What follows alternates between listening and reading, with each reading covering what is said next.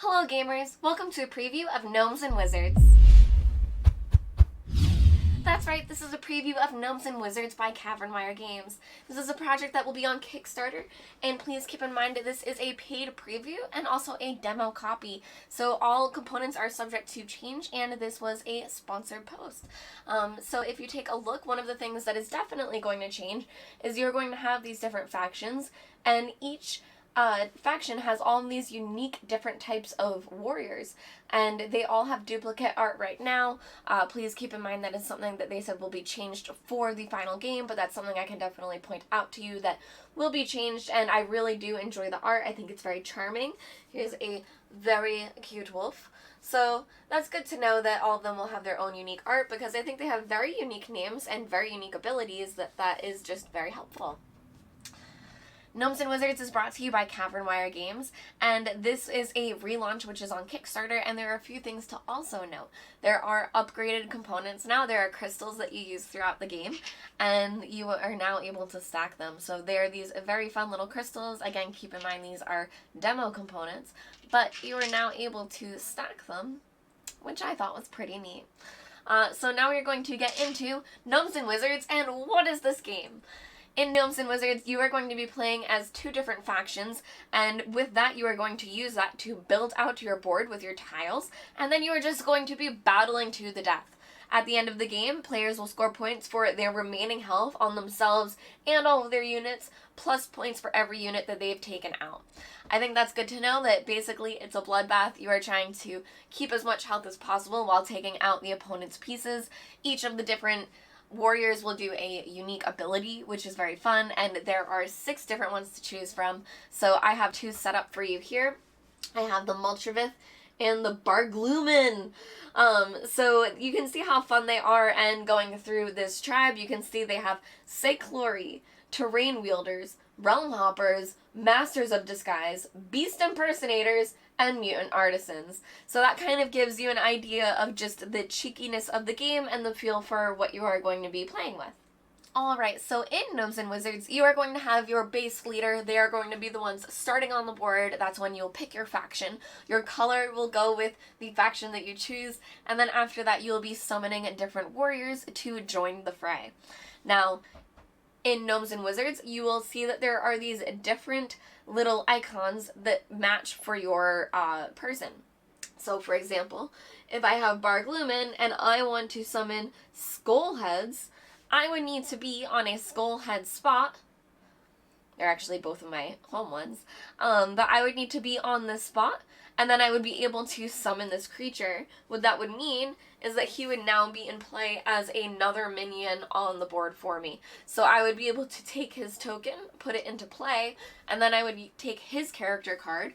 I would grab some of these handy dandy little markers, which I thought were very fun to slide up and down onto the people.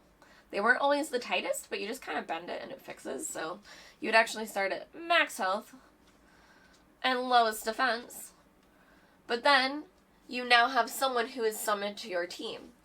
Now, I'm kind of jumping ahead and I will go through things, but that's the gist of the game, that you are going to be summoning as many people as possible to fight the other people's as many people as possible for points. At the end of the game, you will score health for as many as you have left, as well as your buddies. And then after that, you will get points for 30 points for killing the leader, which you will hold on to the cards of all of the people that you take out. And then you will get 20 points for all of the other warriors that you are able to kill. Now let's go through what a round looks like, because in the beginning of the game things are a little bit slower, but it does ramp up pretty quickly. So in the beginning of the game, you will have just your main wizard, and as you move around the board, whenever you move through these spots that have crystals, you will gain crystals. That's one way that you'll be gaining crystals throughout the game, but for every leader, you start with 4 dice. You can see here you have active clans and your number of activation dice. So you'll have your 4 dice here that you're able to roll, and that is how you're going to begin your turn. Now, you can see that I have 2 horns, a movement and an attack, and a movement and an attack. Now, these ones you have to choose which one you're going to use to buff your person, whether it's movement or attack, and they get assigned to certain people. So let's say if I did have both of these out, I could decide that I want my leader to be able to move a little bit more this turn so that he can move 4, but I want my skullheads to be able to attack for stronger. Now, these horns are how you summon your friends. As soon as you have 3 horns, you can either save these for a future round if you need to take tokens, or if you have 3 dice or a leftover token remaining, you can exchange the 3 during the call to war phase to be able to summon another person. Now, the person doing the summoning does need to be on the spot that represents the same icon, but if you are able to summon your buddy on that spot. Now, for everyone that is summoned, you're going to be gaining additional dice. So in this example, if my red leader had 2 people summoned, at the beginning of the turn, I would be rolling 6 dice instead. This is going to give you more dice to be able to allocate to the different people, but it's also going to give you the opportunity to get more horns so that you can summon more people faster. So in the beginning of the game, you are rolling your dice, you are assigning them to different people. The one side I didn't show you is the crystal side. This is how you can gain additional crystals, which will power up your different abilities. So you can also save up for that. But you'll be rolling your dice, allocating them wherever you want to use them, collecting the rewards. Actually, one other side I didn't show you is shield. If you land on a shield side, you'll be able to up your defense, and I'll explain how that works during the attack phase. But you'll be doing those different things, and then you will collect the rewards and then move forward toward your moving and attacking. So you'll use the stats that you've gained on your people, and you'll be able to move around the board. Let's say I gave my leader 4. I would be able to go 1, 2, 3, 4. I'm still not close enough, but I would be able to get up close to the other person's leader. You would be able to attack. And then after that is when you would call to war, which is summoning the other creatures. Or you can also spend 2 horns to draw a card. Now these cards can be very exciting. What you do is you draw 2 cards, and then you choose one and put the other one at the bottom of the deck. Now here's just an example, but I'm going to read both of them to you. Shout the magic word to teleport this unit from one of your tribe spaces to its twin. If the matching tile has been flipped, teleport to any space of your choosing. If this card is attached to your leader, you may double the cost to transport from any tile to the board to the matching tile. Displacto.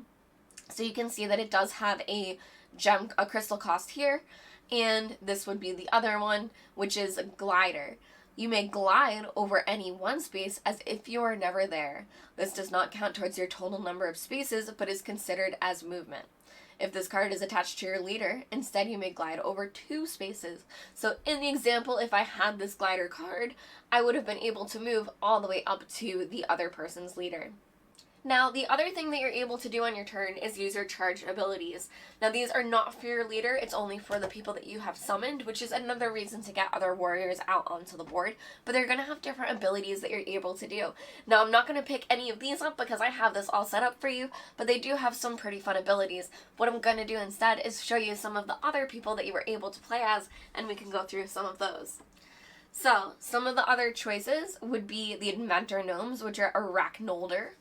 There are the Forest Gnomes, the Turquoffs, the Betroir, which are the Enchantment Wizards, and the Imbalsam, the Illusion Wizards. So let's just randomly go to the Forest Wizards because I enjoy them.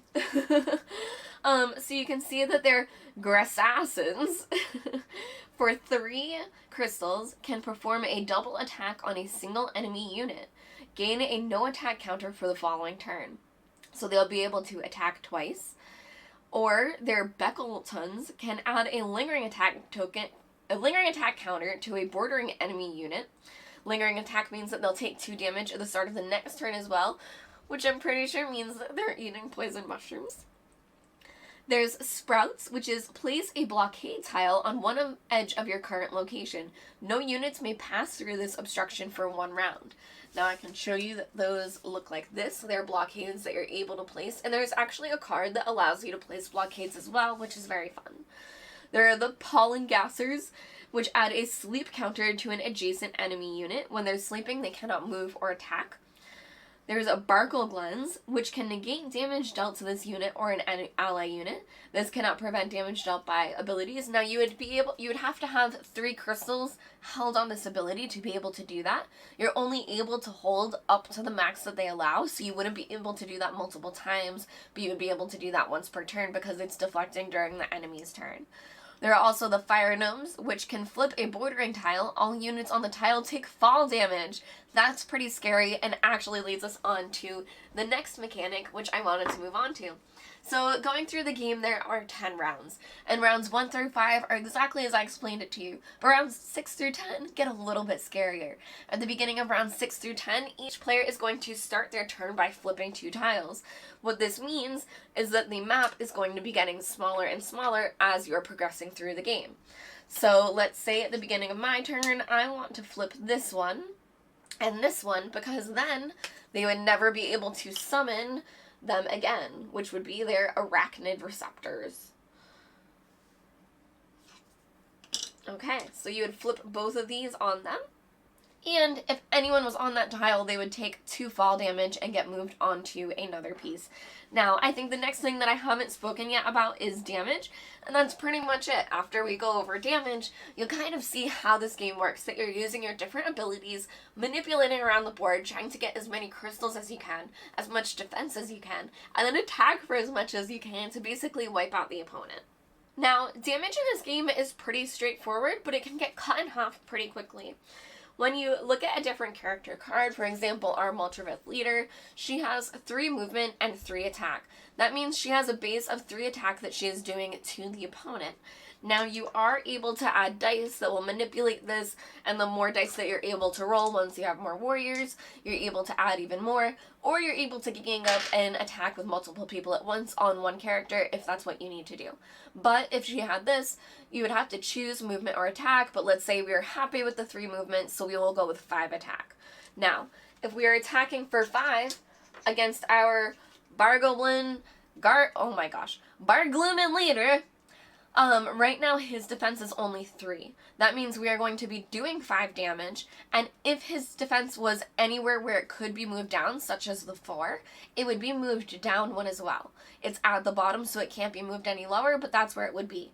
Now, if his defense was a 6, and we attacked for 5, we would only do half damage. So we would attack him for 2, but his defense would then be moved down to a 5. So you'll be moving their defense down more and more, but the higher you have your defense, the harder it is to do damage to you. Now you are able to augment your attacks, like I said, with abilities or different cards that you're able to gain.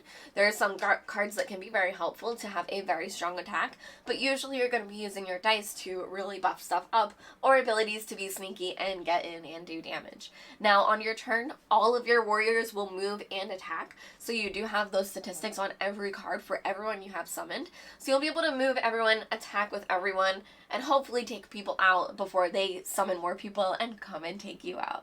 Now the game is 10 rounds, so in rounds 6 through 10 you will flip the 2 tiles, and then after that you will score how many points people have left. Again, it would be your remaining health plus however much you scored for the kills that you made.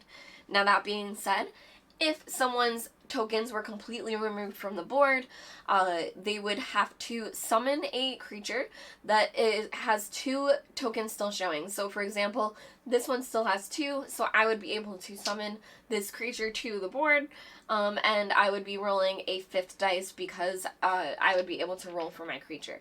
So you're kind of starting off in a bad spot, but you are able to still bring someone in. In the event that you are not able to summon anyone on the board, then you lose immediately. Now there is a playthrough of Gnomes and Wizards that you can check out on the Board Game Co channel. I'm not sure if it will be up before or after this video, but either way, keep your eye out because I think it was a very entertaining game. This has been Gnomes and Wizards. I'm Professor Meg, and I hope you enjoyed this preview. As a reminder, this was a paid preview, and I hope you have a great week. See you later!